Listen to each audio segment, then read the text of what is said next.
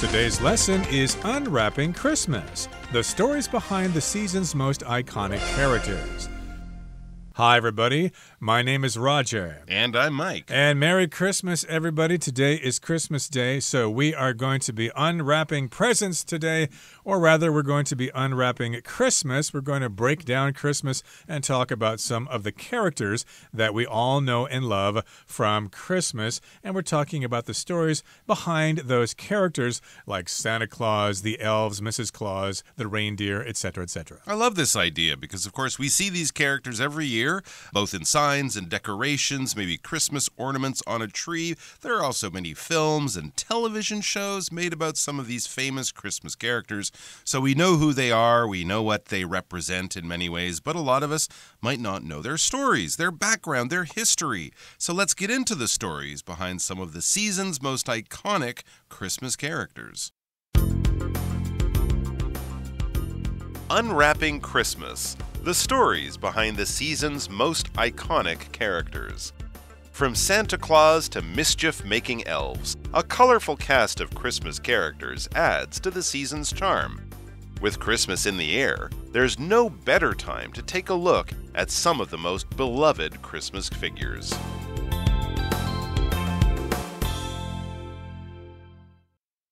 大家好，第一部分介绍名词 mischief， 它的意思是捣蛋、淘气或是恶作剧。例如 Mary was known for causing mischief whenever she had the chance. Mary 以一有机会就捣蛋而闻名。或者 The three children were punished for their mischief.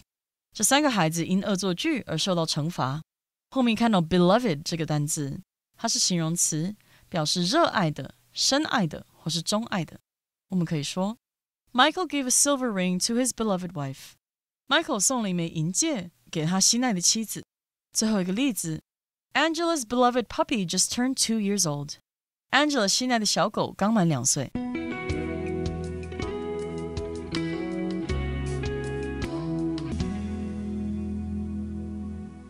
Okay, let's start by talking about the first paragraph here. It says, From Santa Claus to mischief-making elves, a colorful cast of Christmas characters adds to the season's charm. So we're talking about a range of characters. When we talk about a range of something, we go from to, and that should include pretty much everything, although we talk about one thing first and then the one at the end. In this particular case, we're talking about Santa Claus first because that's what we think of when we think of Christmas. Oh, Santa Claus, jolly Saint Nicholas, ho, ho, ho. And then we have the range extending to these mischief-making elves.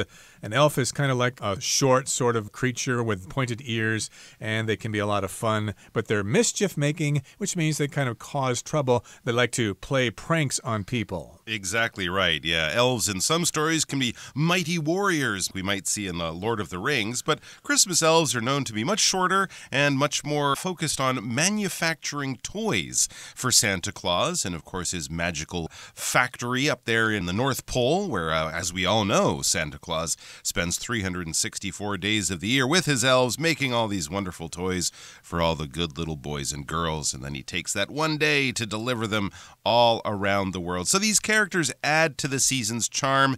It's a cast of characters when we talk of many characters, both in a more formal way, like the cast of a film or a play or a TV show, the different actors and characters who we'll see in that show, or just a cast of characters, a bunch of different people who sort of inhabit a place or take up a big part of a story, make up the characters, the people in the story, and they add to the season's charm. A lot of people love Christmas because of its decorations, its songs, its music, its food, its general atmosphere. That's a big part of its charm. So with Christmas in the air, there's no better time to take a look at some of the most beloved Christmas figures. Yes, Christmas is in the air. If something's in the air, it's kind of present at that time. You can sense it, you can taste it, you might even smell it, as we might have the smell of baking in the air, but it's around us now. We are in the season. We're in the mood for Christmas. So there's no better time. This is the best time to look at some of these much-loved Christmas characters or figures. If they're beloved, they're much loved, they're much respected. Maybe they've been around and been an important part of our lives for a long time, like our beloved grandparents or something like that. Or if it's just something in the culture, in society, that most people agree is a good, nice, positive thing, we would often describe them as being beloved, like some of our favorite story characters. Let's get to the most famous one, Santa Claus, in the next part of our article. Santa Claus. The popular image of Santa, plump, red-coated, white-bearded, comes from a 1930s Coca-Cola advertisement. However, he's actually a centuries-old figure, born from a mix of religion, folklore, and the global spread of ideas.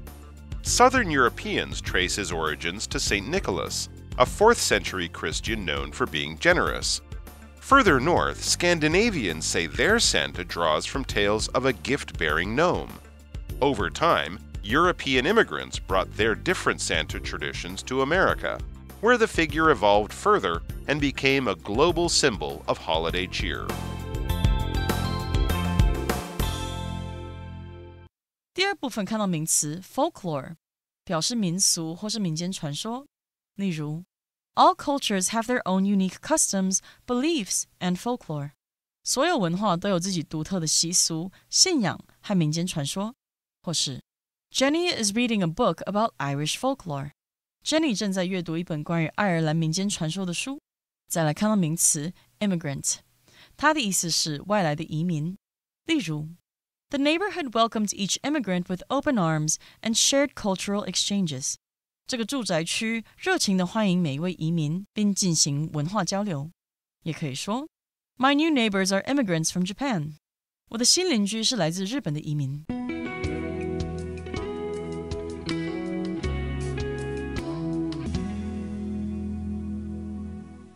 Okay, let's now talk about Santa Claus, jolly old Saint Nicholas, and the popular image of Santa, plump, red-coated, white-bearded, comes from a 1930s Coca-Cola advertisement.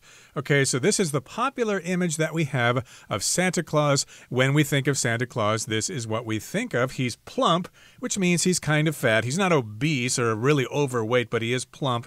And he's red-coated, which means he wears a red coat. And he also has a white beard, so he's white-bearded. And this image of him actually comes from a Coca-Cola advertisement from the 1930s. If you go online and enter that into Google search, you'll see the actual original advertisement. I think he's like wearing his suit, but he's got his hat off and he's holding a bottle of Coca-Cola to celebrate Christmas in the proper way. Interesting. Yeah, that's a very famous image, and it's quite surprising that what we think of as Santa Claus came from an ad not too old, less than 100 years ago, and of course made by Coca-Cola. I think it also had that sort of Norman Rockwell kind of all-American look to it, those nice drawings from the 30s and 40s. Very wholesome. Very wholesome, evoking this sort of small-town America from the past. However, even though we think of Santa Claus in this way, with that red suit and the fur trim and all that, maybe even holding a Coca-Cola. However, he's actually a centuries-old figure born from a mix of religion, folklore, and the global spread of ideas. So a lot of things that have developed through culture, through time. It's kind of changed over the years as it's traveled around, as different people have given their version of the story. Santa Claus is actually a very old character, but you can't really pin him down to being born in a certain place on a certain date at a certain time. He's born from a mix of many things, many big things in culture. Religion, of course. He might go back to St. Nicholas, right? A lot of people know that Santa Claus, his official name might be St. Nicholas. That is more of the religious side of his history. And also folklore. There are many sort of mythical characters that might even have been around long before Christianity came along. People celebrated this sort of winter holiday in different forms going back to the Roman times or even earlier. So folklore is kind of like myth, fairy tales, legends, sometimes related to religion, but often related to older things than that, old folk beliefs, primitive beliefs, and the like. And, of course, the global spread of ideas. So you take this European saint, you mix in a little bit of European folklore, you send him across the ocean, put a bottle of Coca-Cola in his hands, and suddenly we have the Santa Claus we know today. But Southern Europeans might trace their Santa Claus a lot further back than 1930. Yep, Southern Europeans, like people from Greece or Italy or Spain or whatever, they talk about St. Nicholas in a different way. They trace him back to a 4th century Christian known for being generous. So, of course, this is a person who is a Christian who believes in the doctrine of Jesus Christ and redemption and personal atonement and stuff like that. And this particular Christian was actually very generous. He gave people a lot of things. And yes, a lot of Christians are indeed very generous. And this person lived in the 4th century, which was in the 300s, which was, quite some time ago.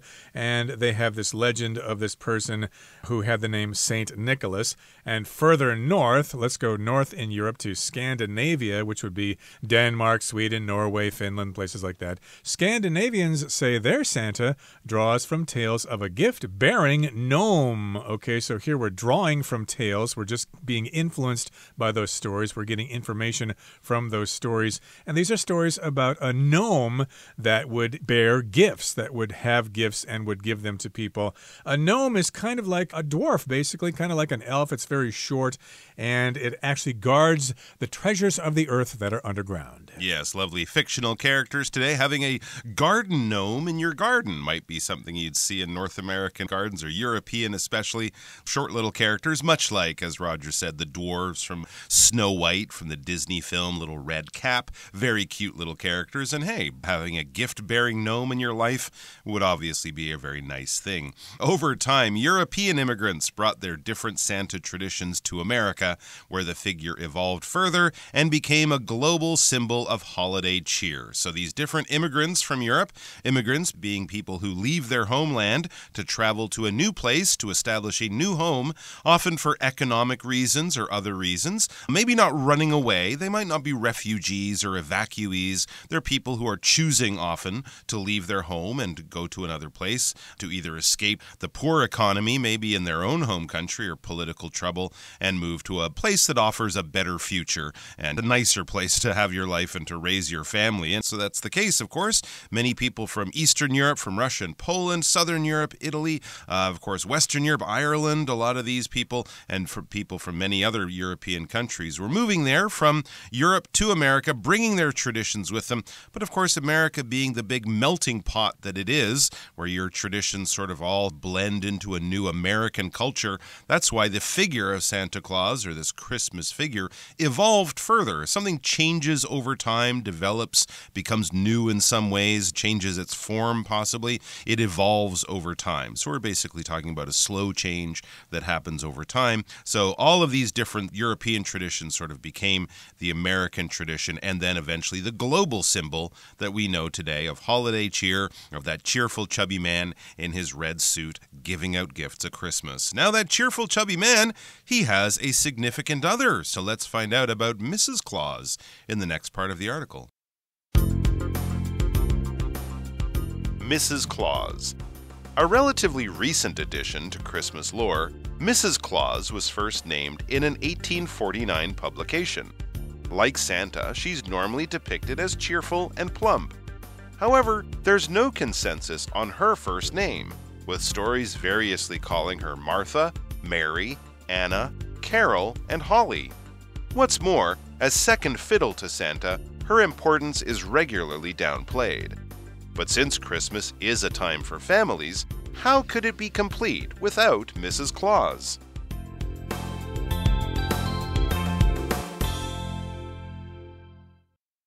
第3部分介绍名词 publication， 表示出版品、刊物，也可以是出版或是发行的意思。我们可以说 The company's list of publications includes dictionaries and grammar books. 该公司的出版清单包括词典和文法书籍。又或者说 Jeff has written a few books, but none of them are good enough for publication. Jeff 写了几本书，但没有一本书好到足以出版。接着看到 depict 这个单字，它是动词，意思是描绘、刻画，也可以是描述的意思。例如 The photographs in the exhibition depict various stages of the city's transformation. 该展览中的照片描绘这个城市转变的各个阶段。再看一个例子 Jeremy's paintings depict images of his hometown. Jeremy 的画作描绘着自己家乡的样貌。继续介绍名词 consensus， 指的是共识或是一致的看法。举例来说 ，A group of friends could not reach a consensus on where to eat dinner。一群朋友无法达成在哪里吃晚餐的共识。又或者说 ，The consensus of the board was that the sale should continue。董事会的共识是该销路应该继续。再来看到动词 downplay， 表示对点点点轻描淡写或是贬低轻视的意思。例如 The martial artist tried to downplay the defeat he suffered in the tournament。 那名武术选手试图轻描淡写他在锦标赛中的败北。也可以说 The police officer tried to downplay the robbery。 那名警员试图轻描淡写这起抢案。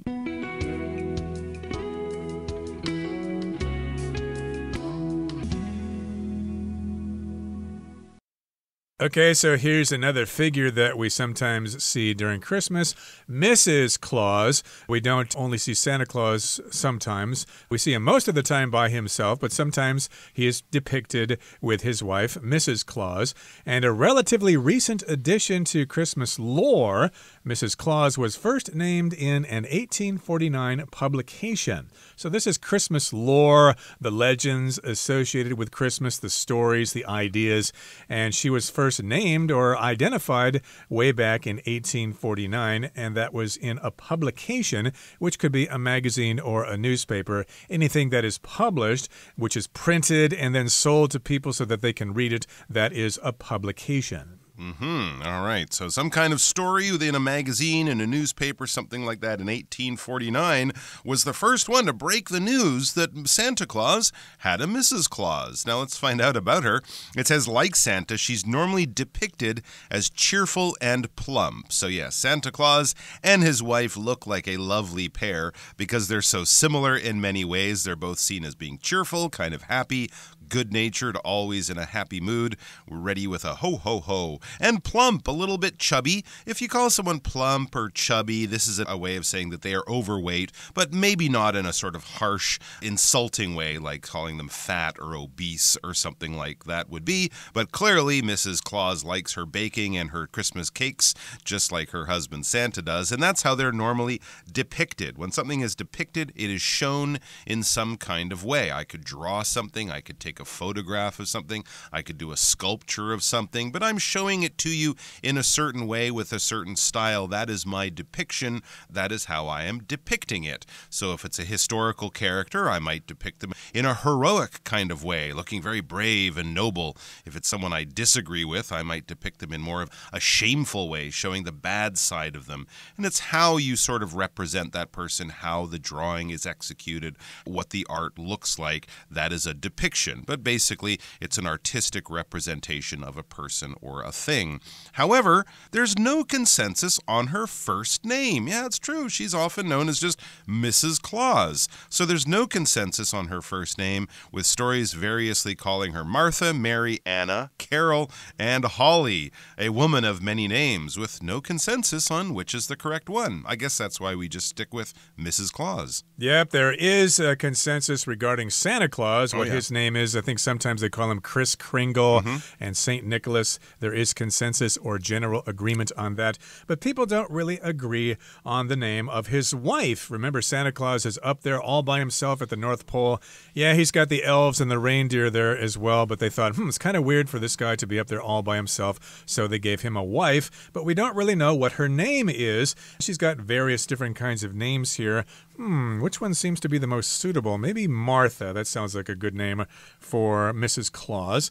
And here, what's more, or in addition also, as second fiddle to Santa, her importance is regularly downplayed. So here we're describing her as playing second fiddle. A fiddle is a violin, and of course, if you play the violin, you want to be the lead player. You want to be the soloist. So if you're kind of supporting that violinist, well, you're not playing the primary role. So she's playing second fiddle to Santa. She is playing a role that is not as important as Santa Claus. Maybe she likes her role as Santa Claus's wife, but still she's not the star. Exactly right. The way we'd sort of look at Batman and Robin and say, Robin, that character plays second fiddle to Batman, or the vice president of a country plays second fiddle to the president, the more important person. We would, of course, never actually say he plays first fiddle, right? The CEO of the company is not the first fiddle. It's it's the CEO's assistant or vice president, they would be second fiddle, but the lead is the lead. We don't have to call them first fiddle or anything like that. So yes, she is helping Santa out, and her importance is regularly downplayed. This might be a little bit unfair, of course. We often know that behind every great man is an even greater woman, and I'm sure the case is true with Santa Claus and his wife. So yes, unfortunately, she is regularly downplayed. If something's downplayed, it's just basically not focused on. It's not given the attention or the credit that it should probably have, that it should deserve. If you're downplaying something, you're trying to bring less attention to the thing, maybe because it just looks badly, it looks bad on you or something like that, or maybe you're just not giving it enough credit. But if something is downplayed, it's probably not getting the attention it might otherwise deserve. But since Christmas is a time for families, how could it be complete without Mrs. Claus? So she may be second fiddle to Santa. She may be in there cooking all those Christmas treats while he's delivering the toys to the children, but he would come home to a cold, hungry North Pole without Mrs. Claus backing him up all the way. Yep, we've got to have Mr. and Mrs. Claus up there at the North Pole. Otherwise, it might seem kind of strange to people. So far we've discussed Santa Claus and Mrs. Claus. And in our next lesson, we're going to talk about some other characters associated with Christmas. We're going to talk about the elves and the reindeer. So please join us then. But right now, we're going to close our lesson for today by listening to Hanny.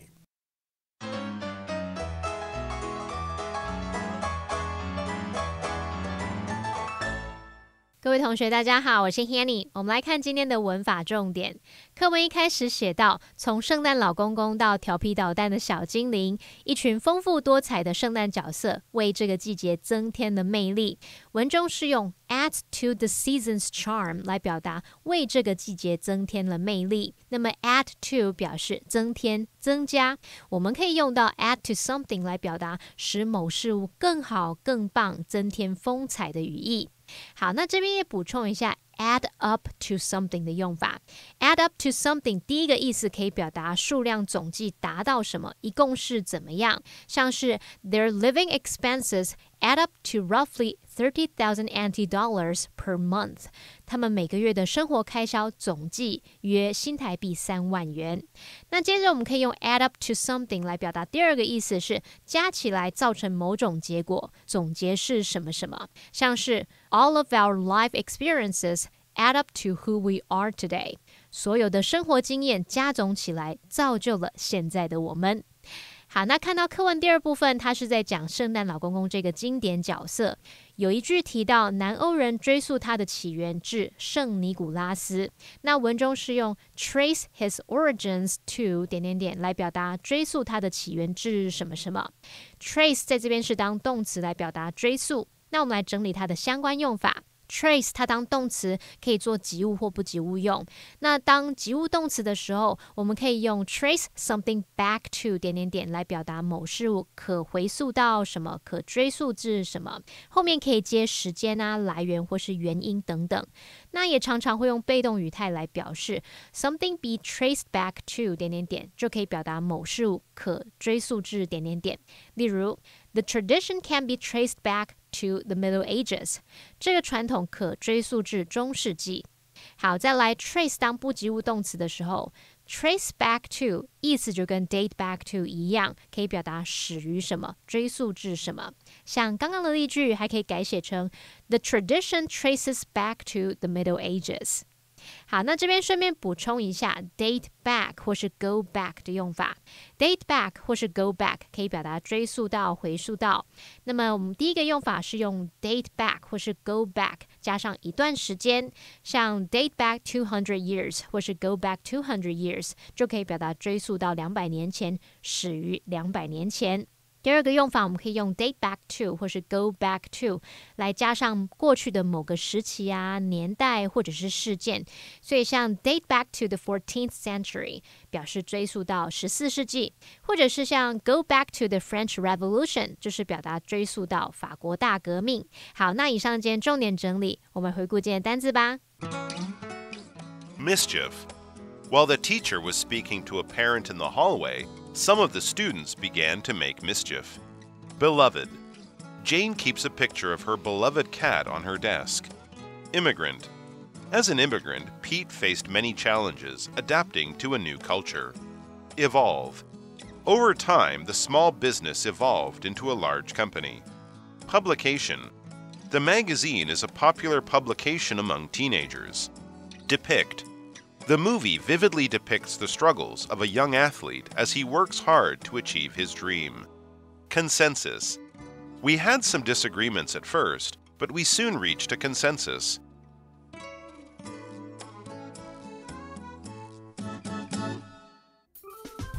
Well, that brings us to the end of another edition of our program, and please make sure you join us again next time.